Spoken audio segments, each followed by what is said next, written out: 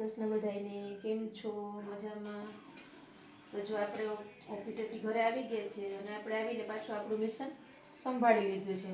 તો આવીને પહેલાં વાસણ ગોઠવા, પછી જો આપણે દૂધ ગરમ કર્યું છે, દૂધ ગરમ મૂકી અને પપ્પાની રોટલી પહેલાં બનાવી. પપ્પાની રોટલી બની ગઈ.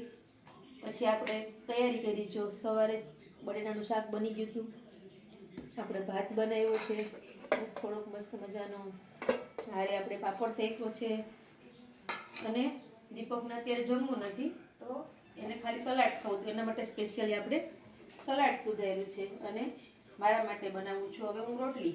તો રોટલી બની જાય પછી આપણે જમવા બેસવાનું છે. અને હારે જો બનાવી છે મસ્ત મજાની છાશ.